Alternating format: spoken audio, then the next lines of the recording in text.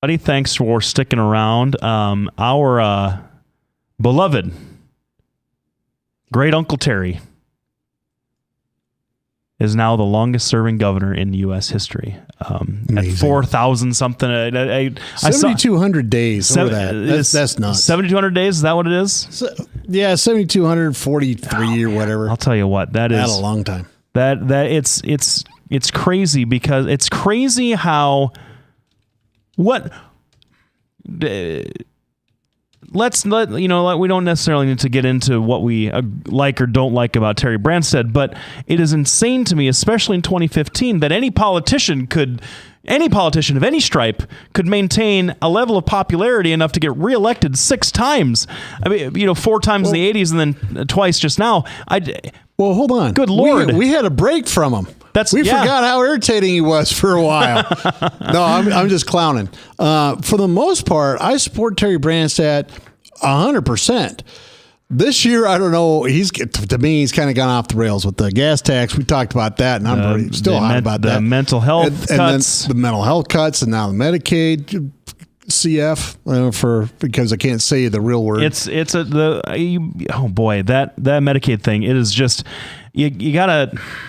Now you like this in principle. You want private management. I do. I think that I listened to a news report about there was a medical economist talking about how this has worked in other states, and I am not so ideological as to not think that there are ideas to be tried to increase efficiency in delivering healthcare services to the needy folks that need it, and also to, as we heard our friend Desmond Adams, who will soon become friends of the show once we get him back on here a second time, talk about not using business ethic of making money and keeping money to run government, but using business style innovations to sort of overlap with government processes to make them run better. I'm all for that. I'm not so much of a dyed-in-the-wool socialist as to believe that a government can survive without any kind of innovation whatsoever. But you had a problem with the tactics of this, and I think that I agree with you. Well, first of all, let's clarify this. A lot of people I've talked to on the left go, well, geez, he's just privatizing this. Well, what do you think Magellan is? Magellan has run our Medicaid program for 2 decades at this point. And I know. And they are a private entity based out of New York. And there are a bunch of conservative folks who I know. I won't name any names, but he happens to run the county attorney's office in Marion County, who have a problem with Magellan because of what happens when kids aren't able to get served. And you know this. And it's not necessarily because it's a private thing. I don't want to start a big private versus public. You're right. But Magellan picks and chooses, and you wouldn't have that necessarily under a public system. Well, but now, I agree with you 100%. Dealing with Magellan is awful. It's a nightmare. It is. And it's ridiculous what they do and the hoops they make you jump through.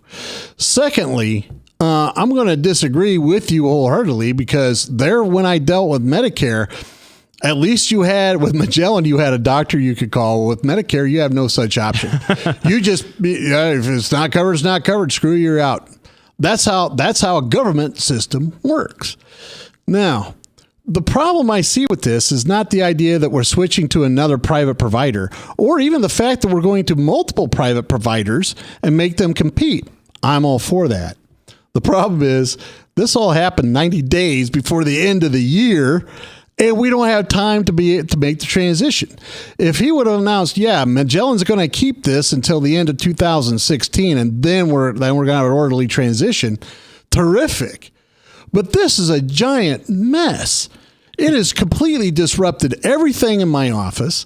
I'm spending more money just trying to keep my Medicaid patients than I'll ever recover next year. While he supports the lower reimbursement rates for doctors on Medicaid. Oh, it's just ridiculous. Maybe he was planning his big party instead. Maybe he got distracted. Well, and the problem is I've made my feelings known quite loud and clear. And for the first time in a lot of years, I wasn't invited to the big birthday party, which I'm a little irate about. I don't know if the two are connected. I don't want to connect the two. I'm just saying. Wouldn't it be cool? Because like you guys always say on the left, correlation is not causation. That's true. So that's true. But the bottom line is this has been a big old mess. We already had an 18% cut June. We're looking at another 12 to 20% cut here in January. The Branstad has said, well, we're going to guarantee that all physicians get 100% their reimbursement through April. I can tell you that suddenly I am the last man standing taking Medicaid again. There is no way that I could continue to see these children and be a medical director of these low-income, needy children facilities if they continue to cut this.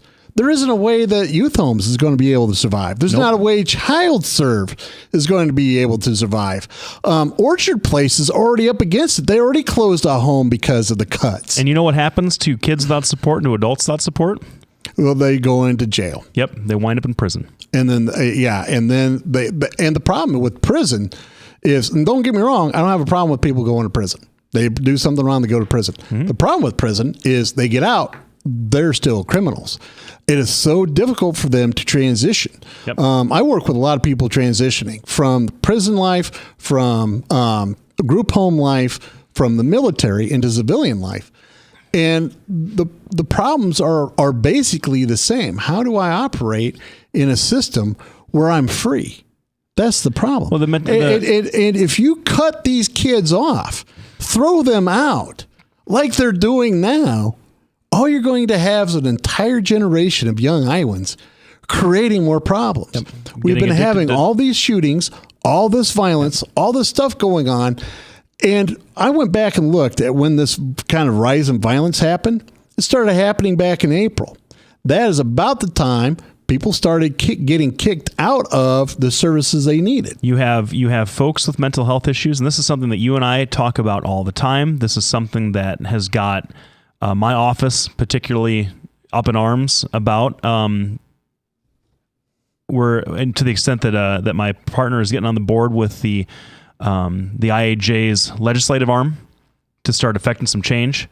Folks with mental health issues, whether they are organic mental health issues or as the result of some kind of drug addiction or a combination of both, will oftentimes to either medicate themselves to feel normal or to feel as if they have some more control over their lives, will try and exist in society as best they can until they run out of money, then commit some crime to feed a habit that feeds a mental health issue. This is not across the board, obviously, but these are the things that a competent mental health system is designed to be able to handle, and we've been slashing it for months at this point. We can do better as a state, in my opinion.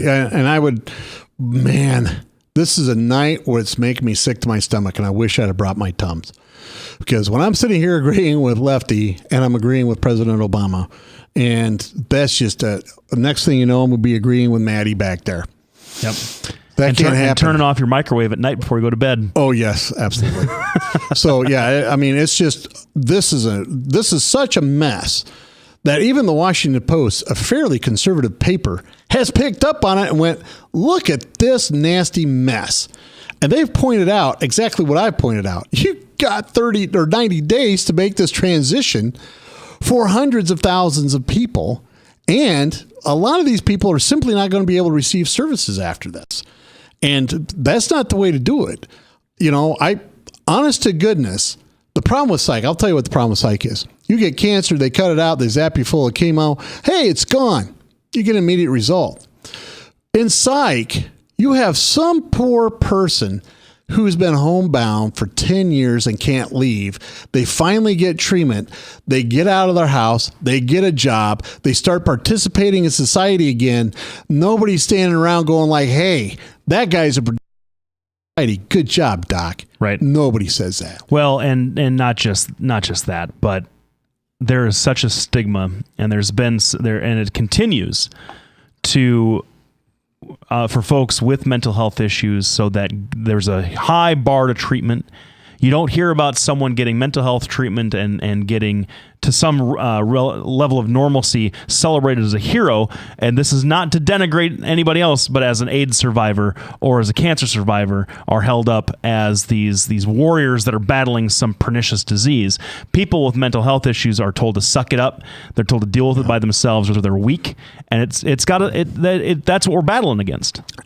I'm going to take the final word on this again. Here's what the problem is, in my opinion. You're fighting a disease in mental health, and it doesn't matter what disease it is. In mental health, you're fighting for the very essence of that person. Absolutely. If a person gets cancer, they don't change. They have cancer. But a person with bipolar disorder or a person with ADHD, you can change that with treatment. That's what I'm saying. We want to thank everybody for tuning in. Right after this break, we're going to be talking about the debates that are going on. They have the JV debate right now and the varsity coming up. Thanks, everybody, for tuning in. We want to thank all of our sponsors, Bertrosian Associates at BertrosianAssociates.com, Lubinas Law Firm at LubinasLawFirm.com, Halo Capital, Des Moines Interest Rates.com, Des Moines Anesthesia PC at 515-574-6442. They do pain management and anesthesia. They have offices here in Des Moines and Fort Dodge. We have new blogs up at DocandLefty.com, so go see that. Don't forget to follow us on Facebook, Twitter, and you can catch segments of the show on YouTube. Thanks, everybody, tuning in. We'll be back right after this.